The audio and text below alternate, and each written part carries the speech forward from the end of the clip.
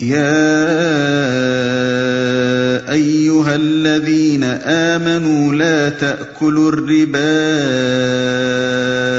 أضعافا مضاعفة واتقوا الله لعلكم تفلحون۔ اے لوگو جو ایمان لائے ہو، یہ بڑھتا اور چڑھتا سود کھانا چھوڑ دو اور اللہ سے ڈرو، امید ہے کہ فلاح پاؤ گے۔ یہ بڑھتا اور چڑھتا سود کھانا چھوڑ دو۔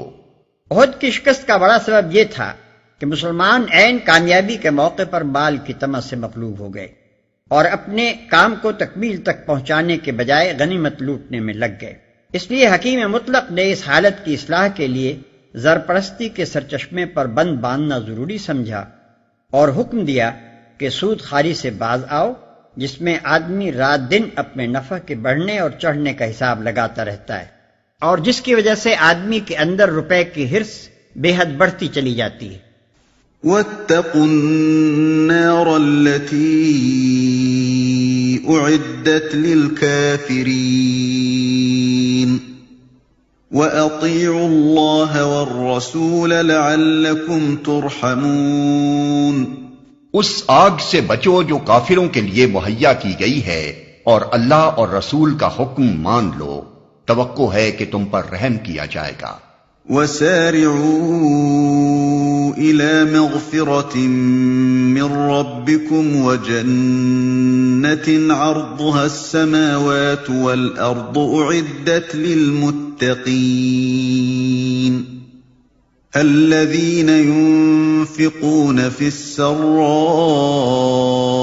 والضراء والكاظمين الغيظ والعافين عن الناس والله يحب المحسنين۔ دوڑ کر چلو اس راہ پر جو تمہارے رب کی بخشش اور اس جنت کی طرف جاتی ہے جس کی وسعت زمین اور آسمانوں جیسی ہے، اور وہ ان خدا ترس لوگوں کے لیے مہیا کی گئی ہے جو ہر حال میں اپنے مال خرچ کرتے ہیں، خواہ بدحال ہوں یا خوشحال، جو غصے کو پی جاتے ہیں اور دوسروں کے قصور معاف کر دیتے ہیں۔ ایسے نیک لوگ اللہ کو بہت پسند ہیں۔ سودخواری جس سوسائٹی میں موجود ہوتی ہے، اس کے اندر سودخواری کی وجہ سے دو قسم کے اخلاقی امراض پیدا ہوتے ہیں۔ سود لینے والوں میں حرص و طمع، بخل اور خود غرضی، اور سود دینے والوں میں نفرت، غصہ اور بغض و حسد۔ احد کی شکست میں ان دونوں قسم کی بیماریوں کا کچھ نہ کچھ حصہ شامل تھا۔ اللہ تعالیٰ مسلمانوں کو بتاتا ہے کہ سود خواری سے فریقین میں جو اخلاقی اوصاف پیدا ہوتے ہیں، ان کے بالکل برعکس انفاق فی سبیل اللہ سے یہ دوسری قسم کے اوصاف پیدا ہوا کرتے ہیں، اور اللہ کی بخشش اور اس کی جنت اسی دوسری قسم کے اوصاف سے حاصل ہو سکتی ہے، نہ کہ پہلی قسم کے اوصاف سے۔ والذین اذا فعلوا فاحشة او ظلموا انفسهم ذکروا اللہ فاستغفروا لذنوبهم ومن يغفر الذنوب الا اللہ ولم يصروا على ما فعلوا وهم يعلمون۔ اور جن کا حال یہ ہے کہ اگر کبھی کوئی فحش کام ان سے سرزد ہو جاتا ہے یا کسی گناہ کا ارتکاب کر کے وہ اپنے اوپر ظلم کر بیٹھتے ہیں، تو اللہ انہیں یاد آ جاتا ہے اور اس سے وہ اپنے قصوروں کی معافی چاہتے ہیں، کیونکہ اللہ کے سوا اور کون ہے جو گناہ معاف کر سکتا ہو، اور وہ دیدہ و دانستہ اپنے کیے پر اصرار نہیں کرتے۔ اولئک جزاؤہم مغفرۃ من ربہم وجنات تجری من تحتها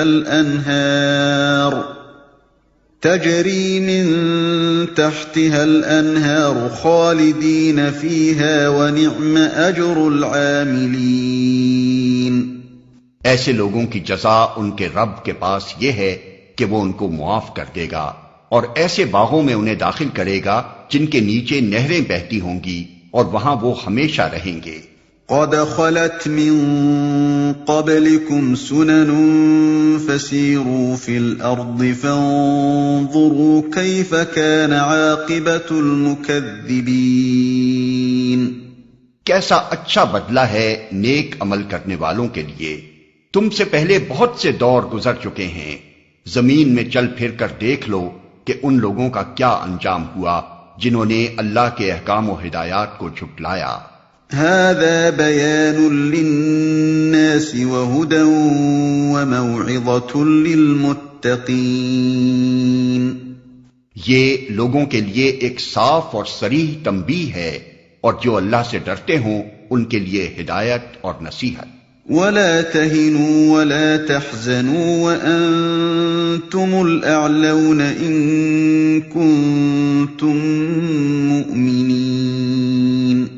دل شکستہ نہ ہو، غم نہ کرو، تم ہی غالب رہو گے اگر تم مومن ہو. إن يمسسكم قرح فقد مس القوم قرح مثله وتلك الأيام نداولها بين الناس وليعلم الله الذين آمنوا ويتخذ منكم شهداء والله لا يحب الظالمين. اس وقت اگر تمہیں چوٹ لگی ہے تو اس سے پہلے ایسی ہی چوٹ تمہارے مخالف فریق کو بھی لگ چکی ہے. یہ تو زمانے کے نشیب و فراز ہیں جنہیں ہم لوگوں کے درمیان گردش دیتے رہتے ہیں. تم پر یہ وقت اس لیے لایا گیا کہ اللہ دیکھنا چاہتا تھا کہ تم میں سچے مومن کون ہیں اور ان لوگوں کو چھانٹ لینا چاہتا تھا جو واقعی راستی کے گواہ ہوں، کیونکہ ظالم لوگ اللہ کو پسند نہیں ہیں. ایسی ہی چوٹ تمہارے مخالف فریق کو بھی لگ چکی ہے. اشارہ ہے جنگ بدر کی طرف، اور کہنے کا مطلب یہ ہے کہ جب اس چوٹ کو کھا کر کافر پست ہمت نہ ہوئے تو اس چوٹ پر تم کیوں ہمت ہارو؟ ان لوگوں کو چھانٹ لینا چاہتا تھا جو واقعی راستی کے گواہ ہوں. اصل الفاظ ہیں وَيَتَّخِذَ مِنْكُمْ شُهَدَاءَ. اس کا ایک مطلب تو یہ ہے کہ تم میں سے کچھ شہید لینا چاہتا تھا، یعنی کچھ لوگوں کو شہادت کی عزت بخشنا چاہتا تھا. اور دوسرا مطلب یہ ہے کہ اہل ایمان اور منافقین کے اس مخلوط گروہ میں سے جس پر تم اس وقت مشتمل ہو، ان لوگوں کو الگ چھانٹ لینا چاہتا تھا جو حقیقت میں شہداء علی الناس ہیں، یعنی اس منصب جلیل کے اہل ہیں جس پر ہم نے امت مسلمہ کو سرفراز کیا ہے. وَلِيُمَحِّصَ اللَّهُ الَّذِينَ آمَنُوا وَيَمْحَقَ الْكَافِرِينَ. اور وہ اس آزمائش کے ذریعے سے مومنوں کو الگ چھانٹ کر کافروں کی سرکوبی کرنا چاہتا تھا. أَمْ حَسِبْتُمْ أَن تَدْخُلُوا الْجَنَّةَ وَلَمَّا يَعْلَمِ اللَّهُ الَّذِينَ جَاهَدُوا مِنكُمْ وَيَعْلَمَ الصَّابِرِينَ. کیا تم نے یہ سمجھ رکھا ہے کہ یوں ہی جنت میں چلے جاؤ گے، حالانکہ ابھی اللہ نے یہ تو دیکھا ہی نہیں کہ تم میں کون وہ لوگ ہیں جو اس کی راہ میں جانیں لڑانے والے اور اس کی خاطر صبر کرنے والے ہیں. وَلَقَدْ كُنْتُمْ تَمَنَّوْنَ الْمَوْتَ مِنْ قَبْلِ أَنْ تَلْقَوْهُ فَقَدْ رَأَيْتُمُوهُ وَأَنْتُمْ تَنْظُرُونَ. تم تو موت کی تمنائیں کر رہے تھے، مگر یہ اس وقت کی بات تھی جب موت سامنے نہ آئی تھی. لو اب وہ تمہارے سامنے آ گئی اور تم نے اسے آنکھوں دیکھ لیا. اشارہ ہے شہادت کے ان تمنائیوں کی طرف جن کے اصرار سے نبی صلی اللہ علیہ وسلم نے مدینے سے باہر نکل کر لڑنے کا فیصلہ فرمایا تھا.